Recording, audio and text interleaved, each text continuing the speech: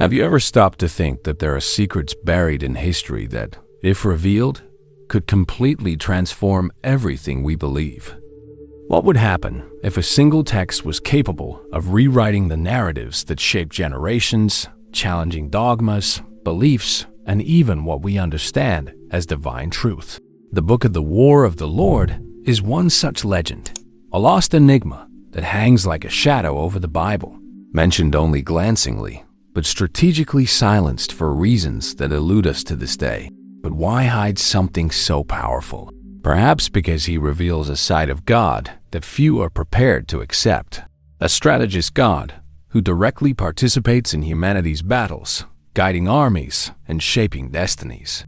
A text that could shake up the monopoly of religious power, bring hidden contradictions to light, and force a reevaluation of our own convictions. What if this book contained answers that history has gone out of its way to censor? Knowledge so disturbing it should never be known. Prepare yourself for a journey that will challenge your perception of what is sacred, exposing the layers of control, fear, and manipulation that shape the texts we know today. This is the time to ask, what else was hidden? And, more importantly, why? Stay until the end, because what you're about to discover could change everything you believe about the Bible. Imagine a scene thousands of years ago. Religious leaders gathered around ancient scrolls, each more intriguing and provocative than the last. Among them, one text stands out, the mysterious Book of the Lord's War. It's tempting to imagine the heated debate. Should we include him or not? Is this a divine warfare manual or an affront to the God of love and mercy we want to present? The silence that followed sealed his fate. And here we are, centuries later, trying to decipher why such an iconic book was relegated to the shadows. Could the fear of a forbidden truth have motivated this decision? The first clue is in the context of the formation of the biblical canon. It was a time when religion and political power went hand in hand, and each word chosen to integrate sacred texts was loaded with strategic intent. A book that exalted divine battles, perhaps even celebrating violent tactics, would be a real thorn in the side of the narrative that the leaders were trying to construct.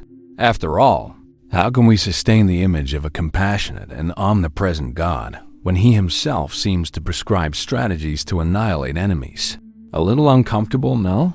But that's not all.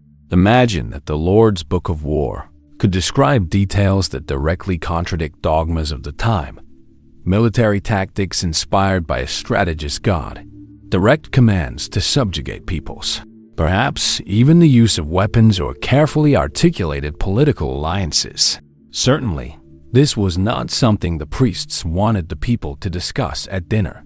Furthermore, such revelations could call into question the authority of the religious elite, showing that the divine could communicate directly with military leaders, dispensing with intermediaries.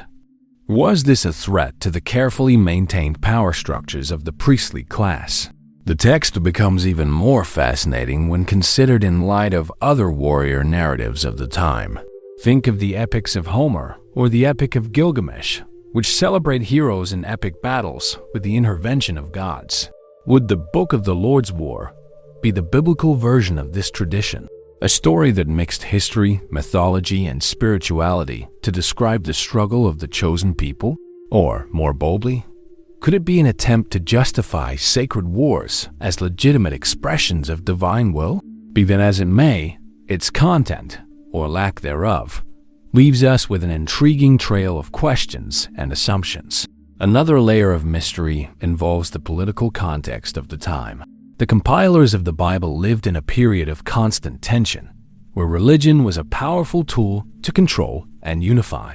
A text that glorifies war explicitly, without the bland metaphors and symbolism we find in other books, could easily be used to legitimize revolts or, worse yet, destabilize the established order. After all, who defines which battles are sacred and which are profane? Ultimately, maintaining control over this narrative was a matter of survival for religious leaders. And we cannot forget the almost mystical fascination that surrounds deleted texts. By removing the Book of the Lord's War from the canon, its editors inadvertently made it more powerful in the collective imagination. Absence generates curiosity, and curiosity is fuel for the most audacious theories. What secrets would he keep? Supernatural war strategies? Revelations about alliances between men and angels? Or simply a pragmatic but uncomfortable vision of a God who works in human details like weapons and armies? Modern archaeologists and researchers, keeping a close eye on fragments of manuscripts like those from Qumran, try to connect the dots. Would it be possible that some part of this book survived hidden among apocryphal or pseudepigraphic texts? Some theorists speculate that it may have influenced broader narratives, serving as a kind of precursor to other deleted or censored texts. After all, where there is smoke, there is fire, and where there are omissions, there are secrets waiting to be revealed. And now, the burning question: what else has been silenced throughout history? If such an important book could disappear with such efficiency, how much other knowledge was buried, excluded, or deliberately persecuted? This leads us to question not only the motives behind the Bible's editorial choices, but also the essence of how we shape our faith and our history. And, as always, it is in this silence that the true mystery lies. Imagine, for a moment, a lost library, hidden beneath the sands of time, where manuscripts from different cultures rest side by side. Among them, the Book of the Lord's War appears as one piece of a much larger puzzle. What stops us from considering it as a fascinating link between biblical narratives and other ancient warrior traditions, such as the Iliad or the Epic of Gilgamesh? After all, the concept of deity-sanctioned battles is not exclusive to Israel. Would it be possible that the biblical text was inspired by stories that echoed throughout neighboring kingdoms? Near Eastern cultures were full of heroic stories that mixed history and myth. The gods in these texts were not passive spectators. They got involved, shaped the fate of armies, demanded sacrifices, and were often portrayed as brilliant strategists. This raises an intriguing question. To what extent did the Book of the War of the Lord reflect a cultural interaction between Israel and other civilizations? Was he an attempt to assert that the God of Israel not only competed with the pagan gods, but also surpassed them in strength and military wisdom? The Iliad, for example, exalts epic battles in which the gods intercede directly, often changing the course of the war. The similarity to the Lord's Book of War may be more than coincidental. While the Iliad glorifies the deeds of mortal heroes with divine assistance, the biblical text perhaps serves as a testimony to the unique covenant between God and his chosen people. However, by excluding this book, the Bible compilers may have missed an opportunity to highlight this cultural dialogue and reinforce the uniqueness of the Israelite account in the war scenario. And what about the Epic of Gilgamesh, a text that addresses not only physical battles, but also existential and spiritual conflicts? The Lord's Book of War may have explored similar dimensions, connecting human wars to cosmic struggles. This idea resonates especially when we consider the symbolism common to ancient traditions. Earthly wars were often reflections of wars in heaven. The Hebrew Bible, in its final form, leaves these connections between the lines. But the Book of the War of the Lord perhaps made them explicit. What makes this discussion even more fascinating is the possibility that the Book of the Lord's War was deliberately shaped to compete with other epics of the time. However, in deciding to exclude it, biblical editors may have sacrificed a valuable link to the rich cultural tapestry that united peoples and histories. This leaves us with a provocative question. What would have happened if this text had been preserved? Could it be a key to unlocking how the Bible dialogued with neighboring mythologies? Or would it have challenged the very integrity of the scriptures, inserting nuances that were too uncomfortable for the official narrative? Imagine an ancient manuscript, not only filled with inspiring stories, but detailing combat strategies with the precision of a military manual. The Lord's Book of War was perhaps just that, a heavenly guide to winning battles, handed down by a strategic God. While we think of God as love and compassion, it is intriguing to imagine a tactical, almost pragmatic side that transforms earthly battles into divinely orchestrated acts. This would explain why such a text, if it existed, would be simultaneously revered and feared. To understand better, let's dive into the historical context. The battles of antiquity were not simple clashes of swords and shields. They were deeply spiritual events. Armies believed that their gods marched with them, and in Israel, this was no different. Perhaps the Book of the Lord's War recorded tactics dictated directly by God, drawing battle maps and instructing leaders like Moses or Joshua. Such a manual could even contain heavenly protocols to guarantee victories, which would undoubtedly threaten religious elites who depended on a monopoly on divine interpretation. Consider the conquest of Jericho, for example, a unique military campaign in which the sound of trumpets tore down walls. Seems an echo of the kind of strategy that the Book of the Lord's War might contain. Specific details, such as numbers, precise movements, and ceremonial instructions, could transform the book into a fascinating combination of military text and spiritual ritual. It is possible that he even included methods of consecrating troops before battle, mixing religious practices with military logistics. What if the manual contained instructions for interactions with supernatural forces? We know of accounts of angels acting as messengers and warriors on behalf of God. Could the Lord's Book of War have described angelic appearances on the battlefield, offering strategies that blend earthly tactics with heavenly interventions? This idea not only fascinates, but challenges the way we interpret the relationship between the spiritual and physical worlds, something that would certainly cause controversy at any time. The fact that such a book was omitted from the canon only fuels speculation. Would he be too powerful, revealing strategic secrets that could be used to justify indiscriminate wars in the name of God? Or perhaps it was too controversial, portraying a God who not only sanctions wars, but actively participates in them. This mystery, shrouded in silence and shadows, leaves us yearning for more answers, while leading us into new territory of even more provocative questions. Imagine a text capable of turning everything we believe about Israel's achievements upside down. The Lord's Book of War could be just that, a window into an alternative narrative, perhaps more raw, less idealized.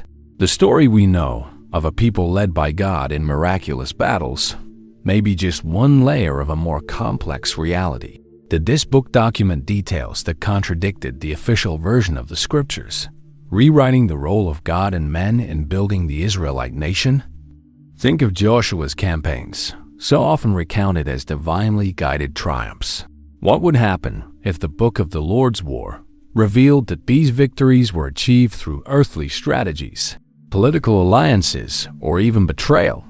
If such an account existed, it could demystify the idealized image of the conquests and present an Israel that was not only led by faith, but also by cunning and pragmatism.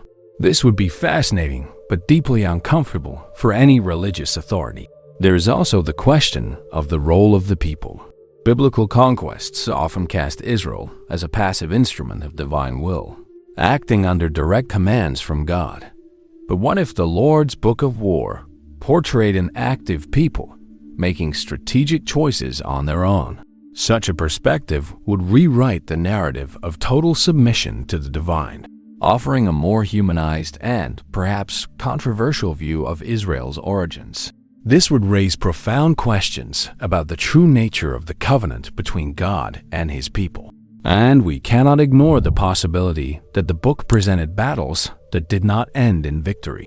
The official narratives of the Bible often omit defeats, as if they were not part of sacred history. The Book of the Lord's War could record these moments with brutal honesty, reminding us that even in faith, there are failures and beginnings.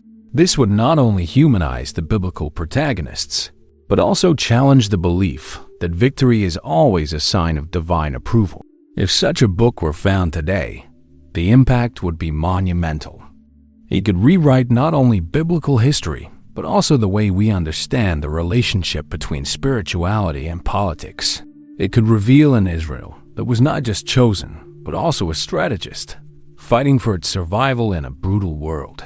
And so, we are left with a question that burns in the imagination. How much truth has been lost, silenced, or adapted to fit a more comfortable narrative? Imagine a text that works like a piece of a larger puzzle, linking seemingly disconnected narratives. The Book of the War of the Lord may be that missing link, connecting accepted biblical texts with apocryphal and forgotten traditions. While today we explore documents like the Dead Sea Scrolls and the Nag Hammadi texts, the absence of this book feels like a glaring void. Could it contain secrets that complement or even challenge the writings that have come down to us? Consider the Apocrypha that speak of cosmic battles, such as the Book of Enoch, which describes the rebellion of fallen angels and their clashes with heavenly forces. Could the Book of War of the Lord be an extension of these narratives, a text that places human wars in harmony with spiritual conflicts? If so, their exclusion may have been intentional, to prevent the line between the physical and spiritual world from becoming too blurred. After all, how comfortable would it be for dominant theology to accept a battle that is both earthly and heavenly? Furthermore, the book may have served as a historical guide to war traditions that have disappeared. It is possible that he detailed forgotten practices and rituals, such as pre-battle consecrations or alliances sealed in the name of the divine. Think of the sacred war codes mentioned in other texts, but never fully explained. This book could have recorded these traditions in detail, functioning as a compendium for military leaders and priests who needed to operate in sync. Such knowledge would have been valuable, but also dangerous in the wrong hands. Now, imagine the reaction of the priestly elite when they realized that such a book could be interpreted as a manual for independent practices. Perhaps he was seen as a threat to centralized religious control, allowing fringe groups to claim direct access to divine strategy. This would call into question the authority of official leaders who would not hesitate to suppress such an inflammatory text. After all, nothing scares an elite more than the possibility of losing its monopoly on sacred knowledge. If found today, the Book of the Lord's War could illuminate dark points in religious history, but also open up a minefield of debate. It would connect biblical texts to broader traditions, perhaps revealing that Scripture is not an isolated system, but part of a larger cultural and spiritual tapestry. And with that, once again, we are faced with the mystery. How many other keys were discarded, leaving important doors locked?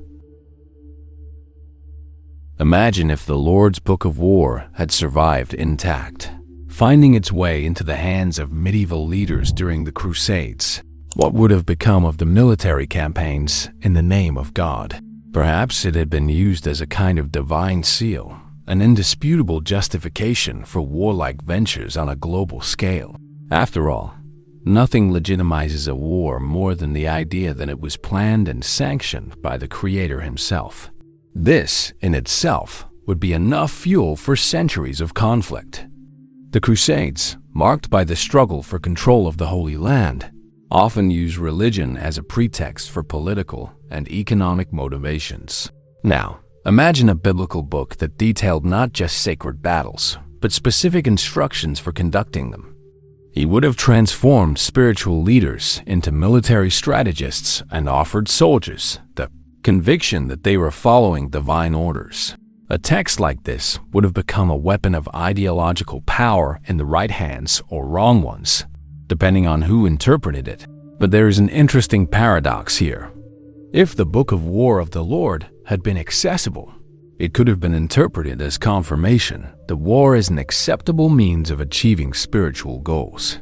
This would have shaken Christian morality that preaches peace and love as central principles. It would be disconcerting to justify massacres in the name of a warrior God, especially when the New Testament presents Jesus as the Prince of Peace.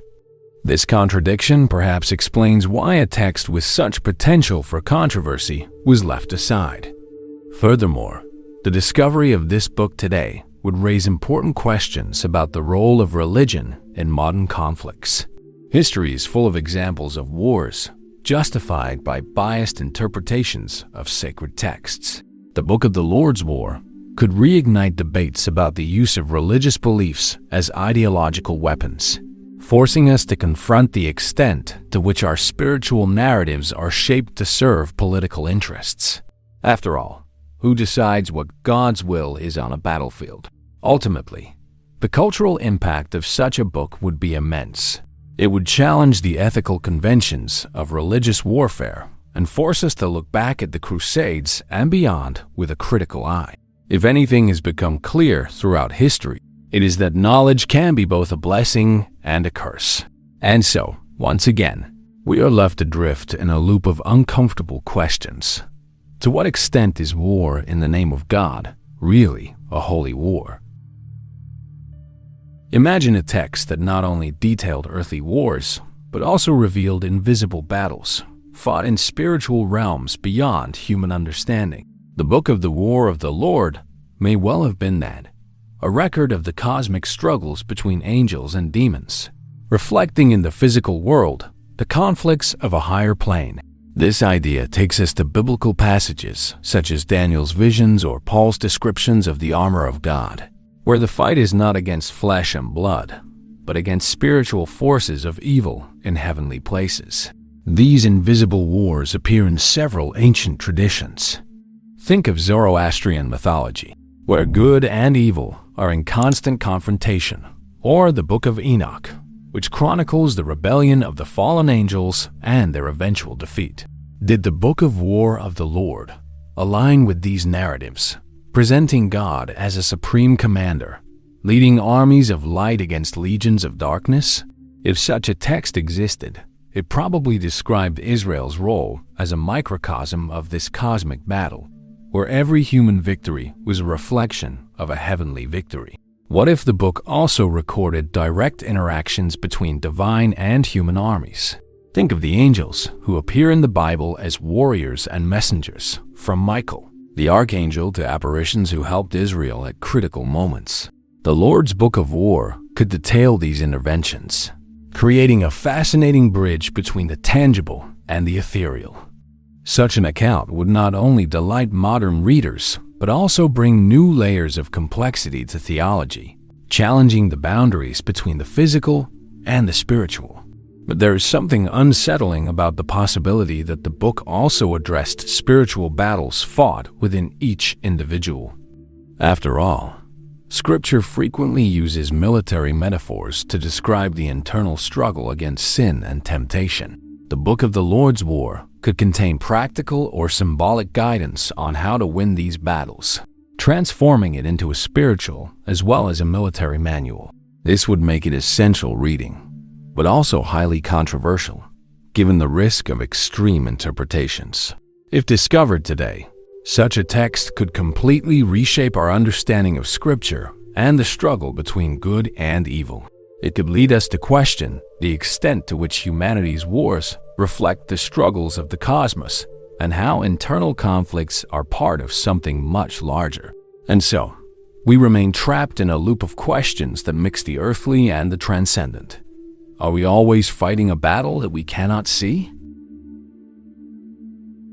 Imagine an army on the march, surrounded not just by soldiers, but by ethereal figures who guide and protect them.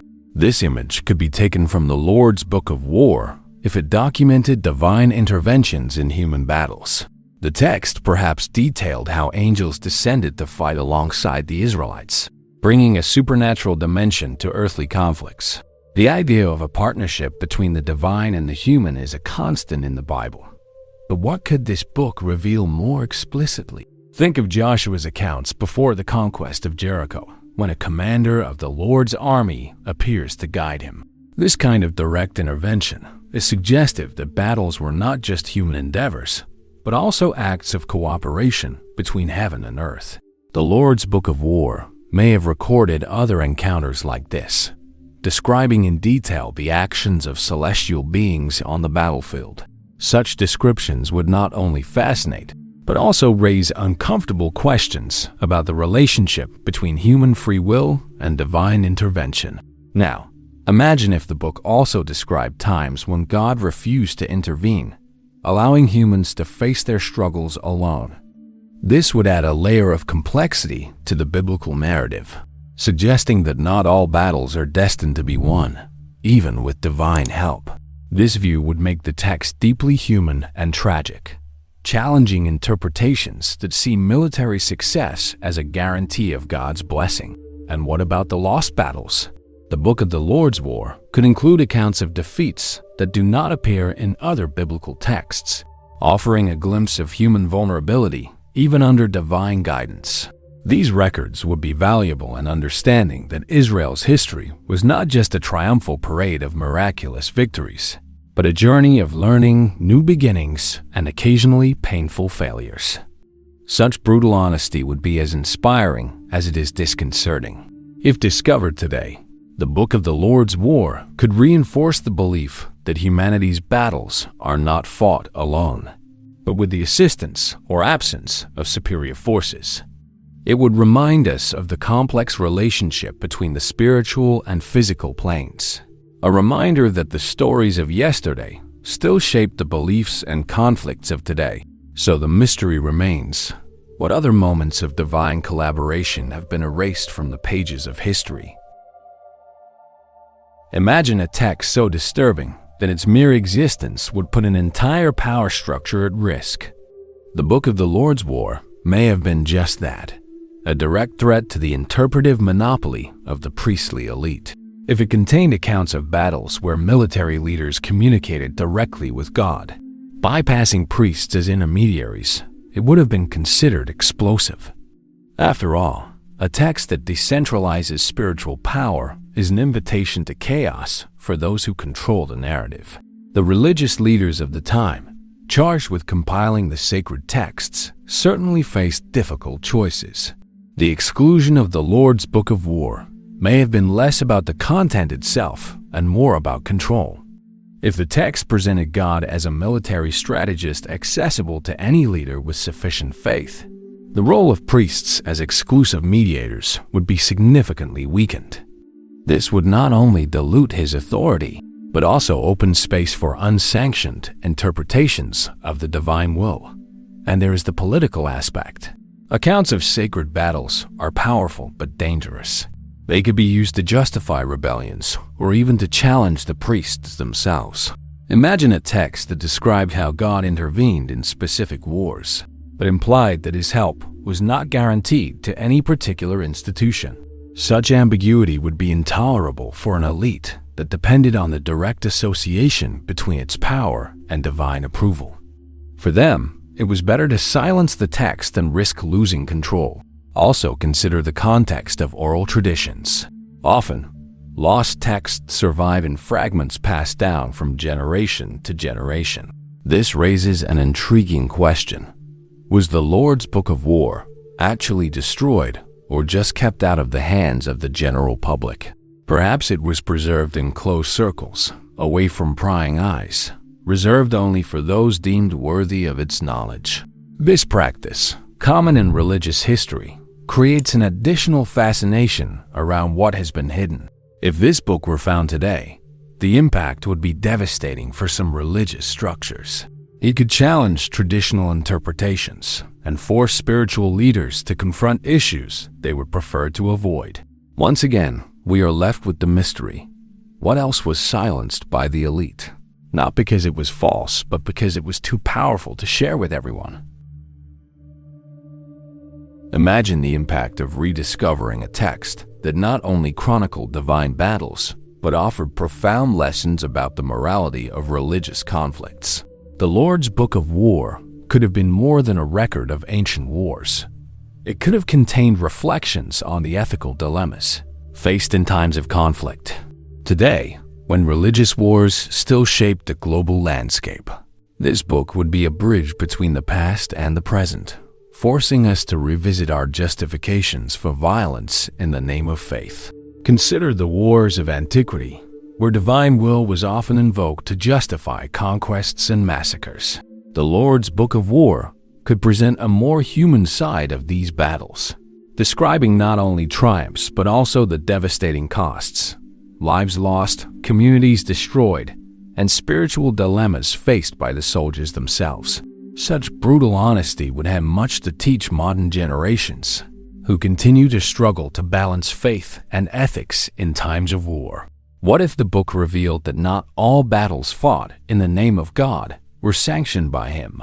This possibility would add an uncomfortable layer to the traditional religious narrative, suggesting that many conflicts were motivated more by human ambition than divine will.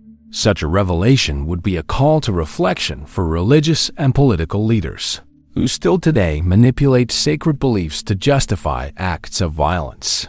Now, think about the cultural impact of a text that explored not just physical, but also spiritual warfare. The Book of the Lord's War could redefine what it means to fight for something sacred, encouraging a greater focus on internal battles against greed, hatred, and intolerance, rather than external conflicts. In an era of increasing religious polarization, this perspective would be a powerful reminder that the greatest wars often begin within us. If this book were discovered today, it could serve as a catalyst for deeper conversations about the morality of war and spiritual responsibility in times of crisis. It would force us to confront difficult questions. How far can we go in the name of our faith? And are the wars of the past really over, or have they just taken on different forms? Thus, once again, the mystery of the Book of the Lord's War involves us in a loop of questions, reminding us that knowledge, however uncomfortable it may be, always has something to teach.